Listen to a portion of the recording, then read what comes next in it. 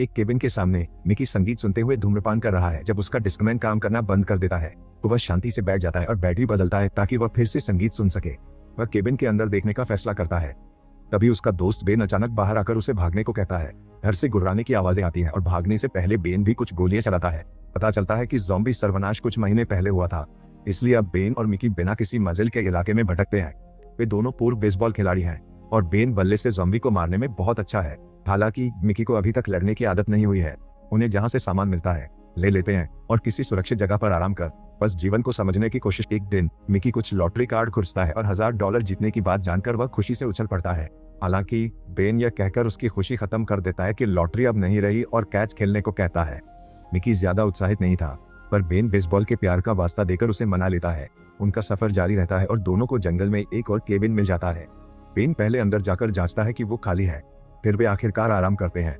घर में कुछ काम का न होने पर बेन डिनर के लिए मछली पकड़ने का फैसला करता है। मिकी बेपरवाह रहता है और बैग से सारी कैन वाली मछलियां निकाल लेता है, तो बेन उसे आग जलाने को कहता है, पर मिकी हेडफोन लगाकर चला जाता है। बाद में मिकी को बेन के मारे कुछ ज़ॉम्बी के शव मिलते हैं। वो डर जाता है क्योंकि उसे याद है बेन ने कहा था कि जंगल में ज़ॉम्बी नहीं होंगे। बेन उसे सही करता है क्योंकि उसने वास्तव में कहा था कि वे कम होंगे, जो अब तक सच रहा है। कुछ और मील की यात्रा के बाद दोनों को एक लावारिस कार मिलती है।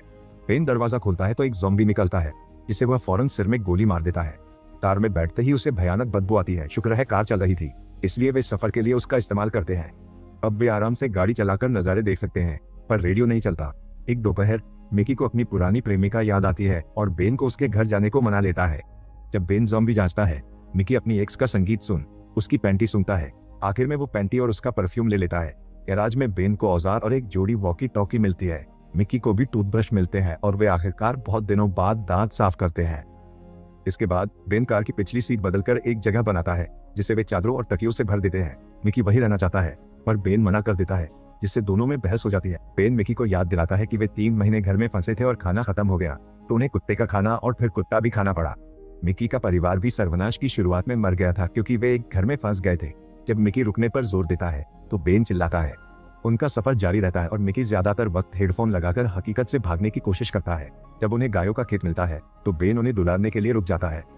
ये गाय बहुत अच्छी हैं, इसलिए वह मुस्कुरा देता है। कुछ देर बाद बेन मिकी से बेसबॉल खेलने का पूछता है, पर संगीत के कारण मिकी सुन नहीं पाता। बेन के पीछे से ज़ॉम्बी बनकर डराने पर मिकी बुरी तरह डर जाता है, तो बेन उसे बताता है कि हेडफोन उसे मरवा देंगे। फिर मिकी वॉकी टॉकी की बैटरियां बदलता है और बेन को एक देता है ताकि वे उनकी रेंज का परीक्षण कर सकें। डिवाइस ठीक चल रहे हैं और हंसी मजाक के बीच वे गलती से बचे हुए लोगों के दूसरे समूह का सिग्नल पकड़ लेते हैं। इनी और फ्रैंक कैंप जाने, किराने की खरीदारी करने और यहाँ तक कि फिल्में देखने के बारे में बात कर रहे हैं।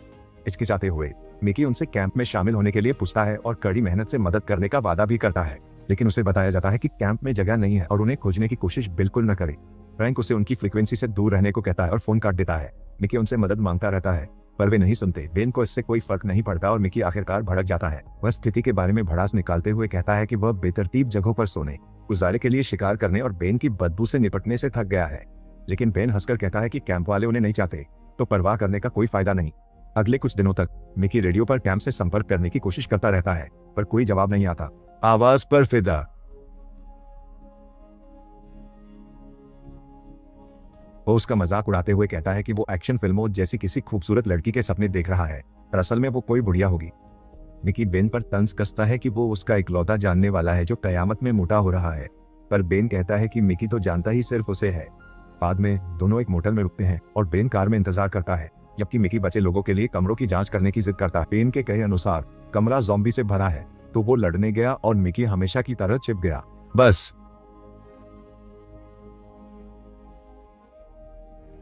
बहस में बेन मिकी को ज़ॉम्बी से लड़ने को उकसाता है, याद दिलाकर कि उन्होंने उसका परिवार मारा था, पर डरा हुआ मिकी हिलता तक नहीं, तो सारा काम फिर बेन को ही करना पड़ता है।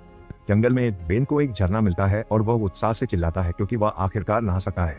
मिकी कार में सो रहा है और अचानक खिड़की पर एक ज़ॉम्बी के आने से चौंक कर जाग जाता है। पहले मदद के लिए चिल्लाकर बेन को बुलाने के लिए वॉकी टॉकी उठाता है। तभी वो एक बहुत खूबसूरत ज़ॉम्बी औरत को देखता है जो खिड़की से छाती सटाए है, तो मिकी अपने हाथ से शरारत करने लगता है।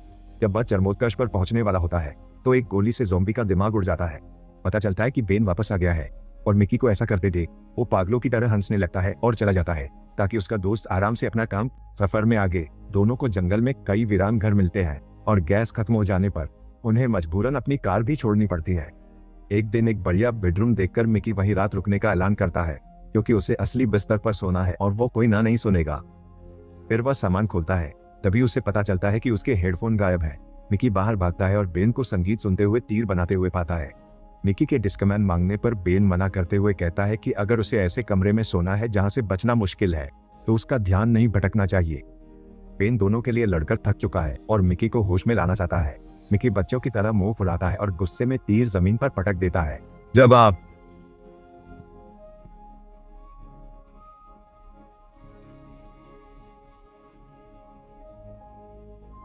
वो कहती है कि उससे बात की तो वो मुसीबत में पड़ जाएगी और कैंप उतना अच्छा नहीं है जितना वो सोचता है, पर मिकी फिर भी जाना चाहता है क्योंकि ये पेड़ पर सोने से तो बेहतर ही होगा। वह यह भी बताता है कि वह और बेन एक दूसरे को नहीं जानते थे और त्रासदी होने पर बस टीम में एक साथ थे। इन्हीं को लगता है कि मिकी बहुत शिकायत करता है और कॉल काट। इस बीच बेन लिविंग रूम में शराब पीते हुए संगीत पर नाचता है। अचानक उसे कुछ अजीब आवाजें सुनाई देती हैं और वह जांच करने जाता है। मुसीबत सुलझाने के बाद बेन मिकी को अभी भी एक बच्चे की तरह सोता हुआ पाता है। मिकी की इस बेपरवाही से तंग आकर बेन उसके साथ मजाक करने का फैसला कर लेता है। वो बल्ला बिस्तर पर रखकर जंगल जाता है, पहले पकड़े ज़ॉम्बी को देखने। बेन ज़ॉम्बी को मिकी के कमरे में घसीटता है और दरवाजा बंद कर उसे जगाने के लिए चिल्लाता है। मिकी के मदद के लिए चिल्लाने पर बेन उसे अपनी रक्षा करना सीखने को कहता है। काफी संघर्ष के बाद मिकी आखिर बल्ले से ज़ॉम्बी को खत्म कर देता है। बेन दरवाजा खोलकर उस पर गर्व करता है, लेकिन गुस्से में मिकी दोस्त पर कूदकर कुछ घून से मार चला जाता है। जंगल में बेन को मिकी बुरी तरह टूटा हुआ मिलता है। मिकी उसे एनी वाली बात बताता है और बेन उसे घर ले आता है। हाथ मुंह धोकर बेन बेसबॉल और मजेदार आवाजों से मिकी को खुश करने की कोशिश करता है। वह उसे याद दिलाता है कि एनी रेडियो पर बस एक आवाज थी। तब से मिकी ज्यादा ध्यान देने और आसपास मदद करने लगता है। वो मछली पकड़ता है और संगीत भी कम सुनता है ताकि वो और बेन बातें कर सके। बाद में वे खूब सेब खाते हैं और उनसे बेसबॉल खेलते हैं। आखिरकार उन्हें 2 कारें मिलती हैं और वे एक से पेट्रोल निकालकर दूसरी में भरते हैं। मिकी देखता है कि इंजन गर्म है, मतलब ड्राइवर आसपास ही होंगे। बेन हेलो चिल्लाता है पर कोई जवाब नहीं देता, इसलिए वह ईंधन लेने का फैसला करता है। अचानक जेरी पीछे से मिकी को चाकू से बंधक बना लेता है और कार की चाबियां मांगता है क्योंकि उसे एरिजोना जाना है। बेन बंदूक निकालकर कहता है कि चाबियां उसके पास नहीं है। उसे यह भी यकीन नहीं कि जेरी मिकी को चोट पहुंचाएगा। वो कहता है एरिजोना में शायद कुछ नहीं और जेरी ऐसा बेवजह नहीं करेगा। जेरी उन लोगों पर भड़कता है जिन्होंने बंदूक, गैस और खाने का वादा कर पूरी सर्दी काम करवाया, पर बसंत आने पर वो अपने वादे से मुकर गए। पर वह बताने से मना कर देता है कि वे कौन है। जब जेरी दोबारा मिकी को धमकाता है तो बेन बंदूक नीचे रख देता है और बताता है कि चाबियां कार में है। जेरी मिकी को छोड़कर गाड़ी में बैठ जाता है, पर बेन बताता है कि चाबियां उसकी जेब में है। गुस्साया जेरी उसका अपमान करता और भागने लगता है, पर बेन उसका पीछा करके उसे गोली मार देता है। मिकी बेन पर एक इंसान की हत्या का इल्जाम लगाता है, लेकिन बेन इसे आत्मरक्षा बताता है, जिससे बहस शुरू हो जाती है। तभी एक और कार आती है और बेन फिर अपनी बंदूक निकाल लेता। एक महिला की आवाज बताती है कि वो तो बस अपनी दूसरी गाड़ी लेने आई थी और सब शांति बनाए रखने को मान जाते हैं। वो महिला और उसका अंगरक्षक जेरी के बारे में सवाल करते हुए उस लावारिस गाड़ी की टंक। बेन उन्हें सारी बात बताता है और वो महिला कहती है कि उन्होंने सही किया क्योंकि जेरी असल में एक चोर था। जब वे अजनबी जाने को होते हैं, मिकी आखिरकार उस आवाज को पहचान लेता है और उससे एहसास होता है कि यह वह बेन के पैर में गोली मारकर मिकी को इस मामले को न छोड़ने पर डांटती है। वह बेन की चाबियां मैदान में फेंक देती है ताकि वे पीछा न कर सके और कहती है कि दोबारा दिखने पर वो उन दोनों को मार देगी। एनी और बॉडीगार्ड के जाने के बाद मिकी को चाबियां नहीं मिलती। घायल बेन मदद नहीं कर सकता और अंधेरा होने पर उसे अभी आराम करने को कहता है। आधी रात में लड़के एक अजीब शोर से जाग जाते हैं। वे लाइट जलाते हैं और पाते हैं कि ज़ॉम्बी की एक भीड़ उनकी कार की ओर आ रही है। मिकी गाड़ी छोड़कर भागना चाहता है, पर बेन पैर की वजह से हिल नहीं सकता, तो उसे मजबूरन लौटना पड़ता है। अगली सुबह भी वे कार में फंसे हैं क्योंकि ज़ॉम्बी उन्हें घेरे हुए हैं। मिकी संगीत से शोर दबाने की कोशिश करता है, पर वो नाकाफी है। बेन सनरूफ खोलकर गोली चलाता है, पर ज़ॉम्बी को डरा नहीं पाता और इससे पहले कि वो अंदर पहुंचे, उसे झट से सनरूफ बंद करना पड़ता है। फिर मिकी कार हॉट वायर करने पर जोर देता है, पर बेन याद दिलाता है कि वे कोशिश करके नाकाम हो चुके हैं क्योंकि ये फिल्मों की तरह आसान नहीं है। फिर बहस छिड़ती है और बेन मिकी को इसका दोषी ठहराता है क्योंकि उसी ने एनी से गोली चलवाई थी।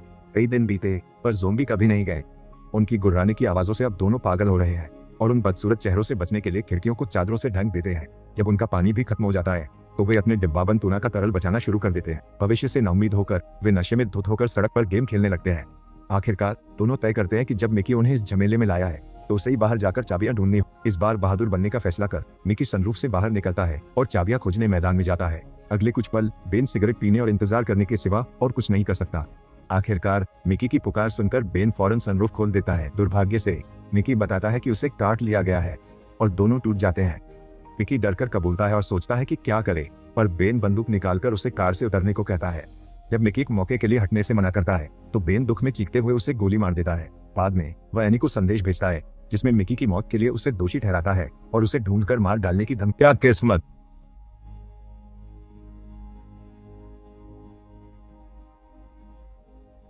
आखिरकार वह ऐसे जीने से थक जाता है और अब बाहर जाकर फिर से जीने की कोशिश करने का फैसला करता है। वह मिकी के हेडफोन लगाता है और सड़क पर चलता है और ज़ॉम्बीज़ का एक झुंड उसका पीछा करता है। सब्सक्राइब करें और नोटिफिकेशन चालू करें ताकि आप ऐसे और वीडियो देख सकें।